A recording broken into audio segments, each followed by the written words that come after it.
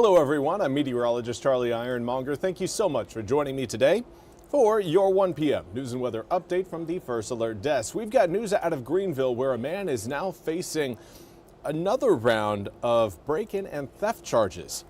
Now, warrants say that 43-year-old Christopher Perry was taken to the Pitt County Jail yesterday, where he's now facing charges from both ECU police and the Pitt County Sheriff's Office. Perry was arrested a few weeks ago by Greenville police for breaking into a construction site on Easy Street, where multiple items were stolen.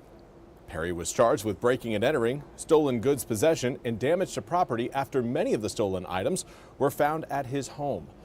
He posted a $10,000 bond after being arrested by Greenville police. Now, warrants say Perry is facing charges for stealing around $20,000 worth of equipment from ECU's grounds on September 3rd and 9th. He's being charged with the following by ECU police: 4 counts of felony larceny, 2 counts of injury to real property, 2 counts of first-degree trespassing, entering and remaining, 2 counts of injury to personal property, and misdemeanor larceny. Perry also faces 5 counts of possession or receiving of stolen property from the Pitt County Sheriff's Office. Warrants say he had stolen landscaping equipment in his possession, including a mower, blower, and trimmer. Court documents say he's facing a $75,000 bond and will appear in court later this afternoon. And now we want to turn our attention to the UN General Assembly, where the discussion of the creation of a Palestinian state has been front and center. NBC's Matt Bradley has more. Well, it's been a crazy week of diplomacy, and all eyes here in the Middle East are on New York and the United Nations General Assembly, where we're seeing successive countries acknowledging statehood for Palestine, the so-called Palestinian state that many of these countries, including American and Western allies, are saying should and will constitute an actual sovereign entity that they will be legally obligated by their own laws to protect. Now, this is a major shift, and it shows a huge break from these nations, many of which are Western countries and are doing this for the first time, joining about 75% of UN member states in recognizing Palestine. But we also heard from President Trump last night. He gave a much-anticipated speech to the UN General Assembly, joining other world leaders, in which he said that the fighting in the Gaza Strip must stop. He said that any acknowledgement or any basically saying that there was a Palestinian state was going to be a reward for Hamas and their terror attacks on October 7th. This echoing comments from the Israeli leadership, especially Prime Minister Benjamin Netanyahu. Now, all of these acknowledgements, all of these recognitions of a Palestinian state have landed with a massive thud here in Israel, where leaders from across the political spectrum have condemned these moves and again called them rewards for terrorism by Hamas. Again, this speech by President Trump, it was essentially a bragging about all of his accomplishments domestically and assailing over and over again the United Nations and the international community, the very body that he was addressing last night. Matt Bradley, NBC News, Tel Aviv. Thank you very much, Matt, for that report. We now turn to your weather forecast. We've got, again, 2 areas of concern in the tropics. Here is the latest from the National Hurricane Center. Another update expected to come down at around 2 p.m. We've got a 90% chance that system off on the right-hand side of your screen could become our next named system within the next 48 hours.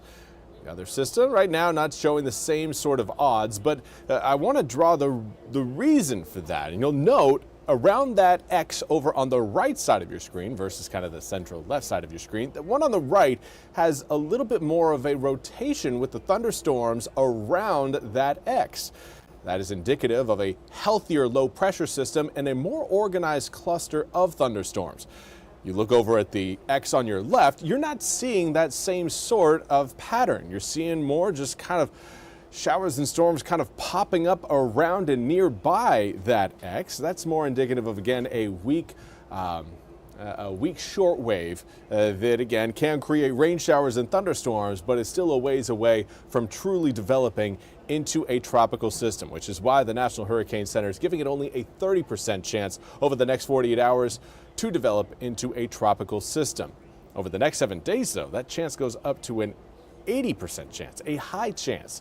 And that's one, again, we're going to continue to keep a very close eye on. We've got a few driving factors. One is that big Bermuda high. That's going to help kind of keep that system tucked closer to the Turks and Caicos. And we also have that area of low pressure around the Gulf. Then there's the other area of concern, that other L down between the one with the arrows coming out of it and that high pressure system. The closer those two lows get, the more they're going to kind of degrade each other. It's called the Fujiwara effect. And because those systems are rotating at the same direction, counterclockwise, as they get closer, those winds between them start to run into each other, creating atmospheric friction, and they start to fall apart. So that is one aspect of this forecast that could kind of throw this all haywire. The area of high pressure, if that really starts to build, it's going to suck that system over the Bahamas more towards Bermuda and then out into the northern Atlantic. If the area of low pressure you're seeing in the Gulf decides that it wants to get a little bit more strength, and that will end up pulling that low pressure system into possibly northern Florida, Georgia, or South Carolina. If those two pressure systems, the low and the high, kind of hold steady and kind of influence that area of low pressure, that area of concern, I should say, in the same manner, it will again kind of split the difference heading straight, and that could put it towards us as we head through the beginning of next week, possibly Monday, Tuesday of next week, maybe even late Sunday evening. We possibly could feel some impacts out of this system as either a tropical depression or a tropical storm. Right now, again, it hasn't even gained a name yet, so even right now I feel like I'm kind of getting out ahead of my skis a little bit, but that is kind of the latest of what we're looking at in the Weather Center of what that system is going to be doing. I know a lot of people are questioning, okay, is it going to hit eastern North Carolina? We have to worry about this.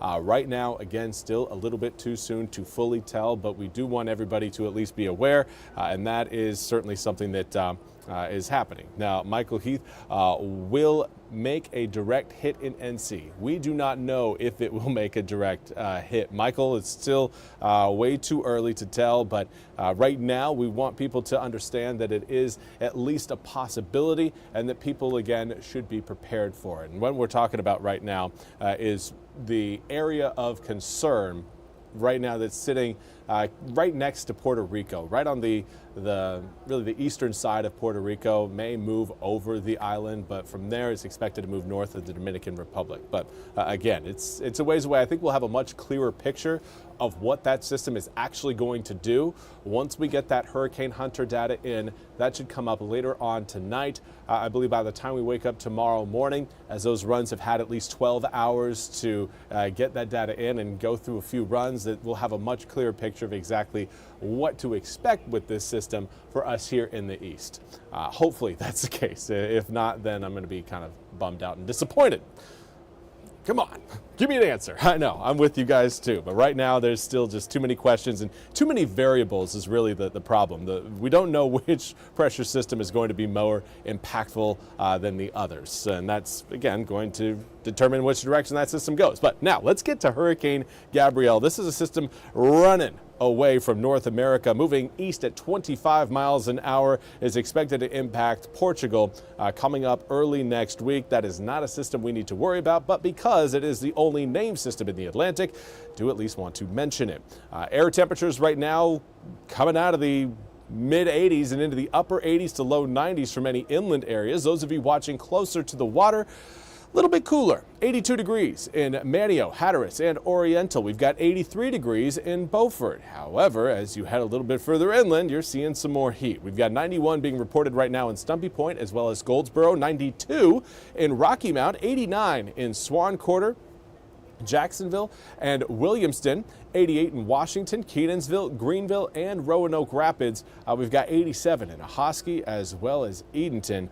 It is a hot and toasty day because, yeah, we've seen air temperatures rise over the past 24 hours, but another aspect is the fact that our southerly winds, even though they're fairly light, are bringing in the humidity. Most areas have seen a rise in humidity over the past 24 hours, and even yesterday, most areas saw a rise in humidity over that past 24 hours. So over the past 2 days, we have gained moisture in our air mass, and that has put it into a more summertime feel than an autumn-like feel. But we have the solution on the way. It's just going to take some time to fully reach us. Coming up Thursday night into Friday, we're tracking a cold front that'll move over eastern North Carolina late Thursday night into Friday morning. That front will eventually provide us with some relief. The unfortunate part is, well, depending on your outlook, it's going to be a fairly slow-moving system, and that system will stall over the coast through Friday and potentially even Saturday. While that stalling and slow-moving nature really eliminates a lot of the severe weather potential we would normally see out of a system like this if it kept a little bit more forward movement speed. Unfortunately, that is also going to keep rain showers intact coming up for your Friday and Saturday, and it's not going to allow that cool, dry air to fully move into the east until that front is well off of our coast. So again, it will create a little bit more humidity, and then of course if we get that area of concern impacting us by the time we get to Sunday night, possibly Monday and Tuesday of next week, that could also increase our humidity. Bringing in again air from the Bahamas is a sure way to increase the amount of moisture in our air. But beyond that, again, everything really starts to cool down next week. We go from 79, well, really, we go from 92 degrees coming up for tomorrow, 87 on Friday, 81 on Saturday, and then we hold in the upper 70s to low 80s for Sunday, Monday, Tuesday, and Wednesday of next week. Before we really cool down on Thursday, daytime highs, mid 70s. We'll wake up to the mid to upper 50s early next Thursday morning. Well, that's all we have time for today's 1 p.m. news and weather update from the First Alert Desk. We want to give a shout out to Michael Heath. Thank you again so much for joining me over on Facebook. Again, you're bringing great questions. I know I'm not fully answering those questions. I do appreciate that, and I do apologize. But again, it's one of those that I don't want to give anybody the wrong answers, and then everybody kind of forgets about this system. It's one we do need to pay attention to, but it's not one we need to panic about quite just yet. Everyone, stay calm. We will have a much clearer picture on that system coming up. I think by the time we get to tomorrow, certainly by Friday. But again, we will have more news and weather coming up at the top of the hour. Until then, have a wonderful Wednesday.